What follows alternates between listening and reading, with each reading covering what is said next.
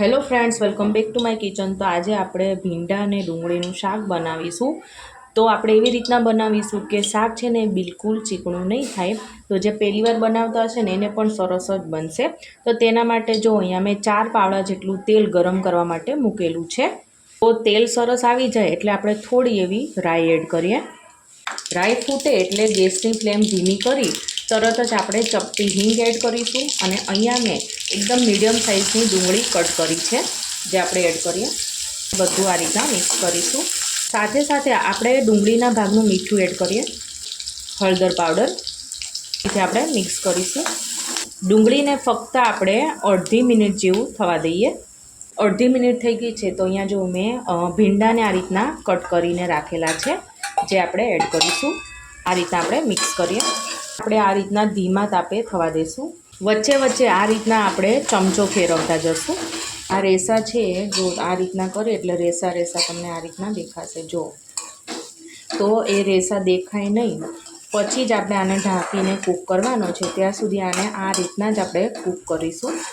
તો હવે આપણે છે ને જો આ રીતના ચમચામાં ભીંડાને લેતા બિલકુલ ઓલા પહેલાં કેવા રેસા રેસા દેખાતા હતા, જો હવે એ દેખાતું નથી। આટલું થાય એટલે હવે અહીંયા મેં ટામેટાને છીણીને રાખેલું છે જે આપણે એડ કરીશું।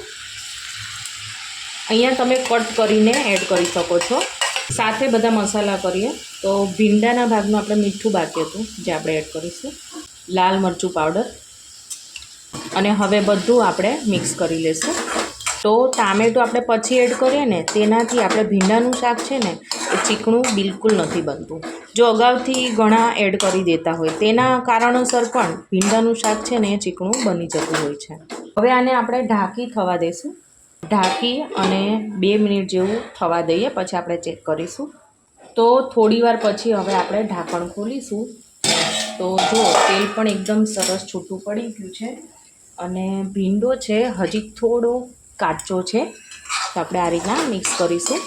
જો હજી પ્રોપર ચડ્યો નથી તો હવે આપણે ઢાંકી એકદમ ધીમા તાપે આને થવા દઈએ અને ઉપર આપણે થોડું પાણી એડ કરીશું એટલે વરાળ થઈને અંદર ટીપા પડશે પાણીના, તેનાથી ભીંડો છે એ થોડો ઘણો પણ કાચો હશે તે પણ ચડી જશે।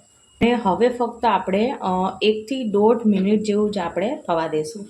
1 મિનિટ પછી હવે આપણે ઢાંકણ ખોલીએ છીએ તો જો એકદમ સરસ એવું આપણું ભીંડાનું શાક છે એ ચડી ગયું છે। જો તમને જોઈને જ આઈડિયા આવી ગયો છે, એકદમ પરફેક્ટ એવું આપણું આ શાક છે એ બની ગયું છે।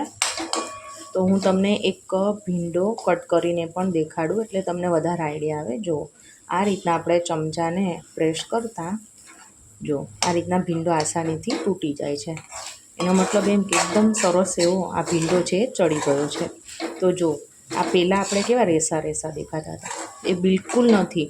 અને જો એકદમ પરફેક્ટ એવું આપણું ભીંડાનું શાક છે બનીને તૈયાર થઈ ગયું છે।